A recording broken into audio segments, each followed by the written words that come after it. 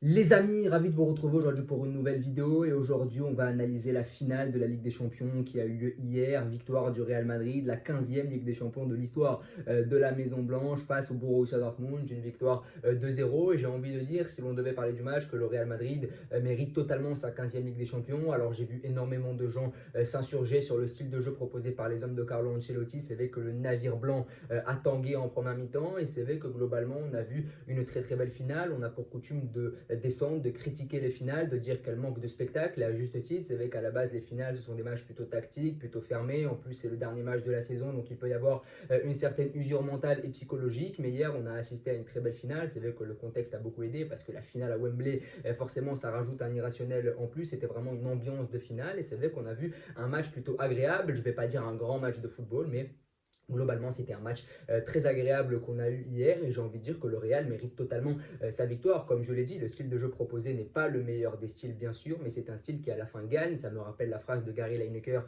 dans les années 80 pour évoquer le football de sélection qui disait le foot est un sport qui se joue à 11 contre 11 et à la fin c'est l'Allemagne qui gagne. Et bien dans le football de club des années 2010-2020, et bien le football est un sport qui se joue à 11 contre 11 et à la fin c'est systématiquement le Real Madrid qui gagne, parce que pour battre cette équipe du Real Madrid, il faut soit s'appeler l'Ajax 2019 et profiter de la fin de cycle de ce Real Madrid-là, où c'était un peu l'après-Zidane, l'après-CR7, soit il faut s'appeler le City de 2023 de Guardiola, qui était une machine collective évidemment très très performante. Il faut soit s'appeler l'Ajax 2019, soit s'appeler City 2023 pour éliminer cette équipe du Real Madrid. Rendez-vous compte jusqu'à où il faut aller pour éliminer ce Real Madrid en Ligue des Champions qui paraît être insubmersible. Pourtant sur la première mi-temps, le Borussia Dortmund peut s'en vouloir, et hier le Borussia Dortmund réalise un très grand match de football, il convient quand même de le dire, mais en fait le football se joue sur des détails, et là où le Real Madrid s'est fait marcher dessus sur peut-être 60 minutes du match, eh bien ils ont réussi à exploiter deux erreurs individuelles de novices du Borussia Dortmund, parce que c'est vrai qu'hier le Borussia Dortmund s'est pris la réalité en pleine face, qui est que même si tu fais un match très abouti face au Real Madrid en Ligue des Champions, il ne faut absolument pas faire d'erreur, il ne faut rien céder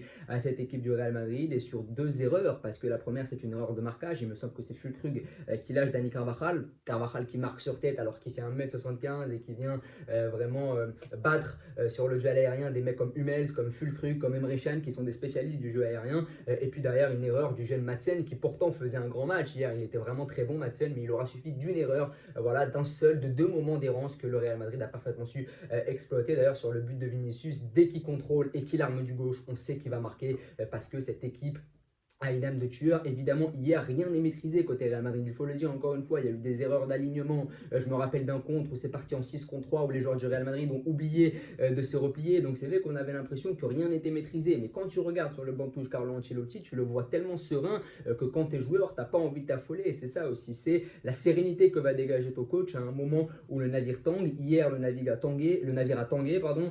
Hier, le Real Madrid a eu énormément de mal, beaucoup d'erreurs tactiques de novices. C'est vrai que le Real Madrid n'a pas l'habitude de faire ce genre d'erreur, notamment dans l'alignement. L'alignement à un moment donné de Carvajal qui donne la grosse situation d'Adeyemi. Il y a aussi eu un peu de malchance pour le Borussia Dortmund. Le poteau, ça s'est joué à 10 cm pour l'ouverture du score de Füllkrug. Et si Füllkrug marque à ce moment-là, eh bien Dortmund peut se montrer un peu plus serein et peut-être qu'ils n'auraient pas commis les erreurs qu'ils ont faites après sur coup de pied arrêté. S'il y a 1-0 pour Dortmund sur cette occasion de Füllkrug, peut-être que derrière il y a 1-0 et ça change complètement la physionomie du match. Donc le Real Madrid a aussi su jouir de ce facteur chance inhérent à leur équipe en Ligue des Champions notamment. Donc c'est vrai qu'hier on a eu, comme j'ai dit, une très belle finale, un Borussia Dortmund qui a fait un grand match, notamment sur le plan de la discipline défensive. C'est vrai qu'hier on a vu des mecs très disciplinés. Je pense à Adeyemi qui a fait le même boulot défensif que lors de la demi-finale face au Paris Saint-Germain.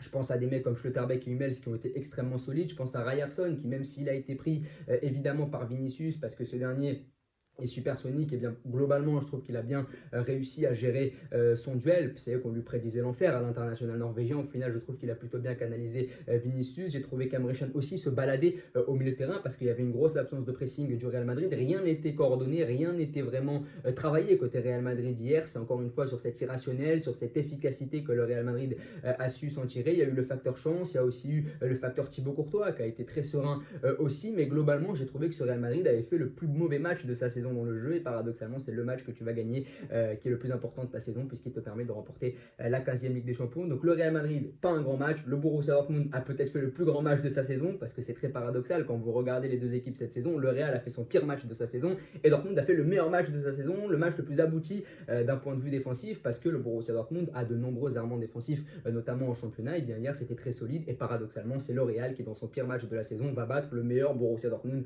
de la saison pour gagner 2-0. On a l'impression que cette équipe du Real, rien ne peut lui arriver à ce stade-là de la compétition. Je dirais pas qu'il y a un irrationnel parce qu'en réalité hier quand tu regardes tout est rationnel à part le poteau de Füllkrug où ça se joue à 10 cm et où te dit le Real Madrid est un peu béni, mais globalement Adeyemi rate, Füllkrug rate et puis à un moment donné il n'y a pas de question à se poser. Quand tu rates autant tu ne peux pas gagner, il n'y a pas de hasard en fait dans le football en général. Quand tu t'appelles le Real Madrid, que l'adversaire en face de toi vendange autant par manque d'expérience parce qu'hier Dortmund vendange par manque d'expérience. Les deux occasions ratées par Adeyemi parce qu'il y en a une deuxième aussi où son contrôle est un peu défaillant. Les deux occasions ratées par le Borussia Dortmund, en fait, c'est pas dû à l'irrationnel autour du Real Madrid, c'est simplement dû à une équipe du Borussia Dortmund qui manque d'expérience et qui n'a pas su tuer au moment opportun. Et derrière le Real Madrid sur ses seules occasions du match, parce que le Real n'a pas eu d'occasion. Il y a peut-être la frappe énorme de Camavinga en fin de match, et peut-être l'occasion de Bellingham qui est contrée du bout du pied par Schlotterbeck, mais globalement le Real Madrid n'a pas d'occasion et ils ont su profiter des deux erreurs du Borussia Dortmund pour gagner 2-0. En face, tu as une équipe de Dortmund qui a laissé le train passer parce que sur la première mi-temps, ils doivent mener 2 ou 3-0 parce qu'il y a beaucoup d'occasions.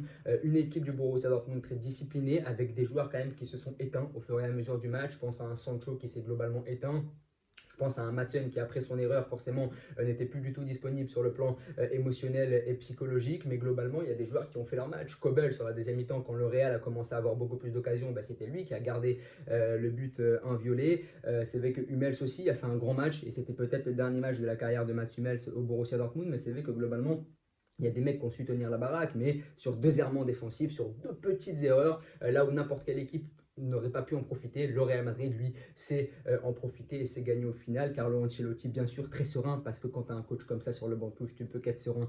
Quand tu es joueur, tu te retournes pour le regarder, tu le vois très calme, donc forcément tu restes calme aussi, c'est très important. Le body language de l'entraîneur sur le banc de touche, surtout à ce stade-là de la compétition.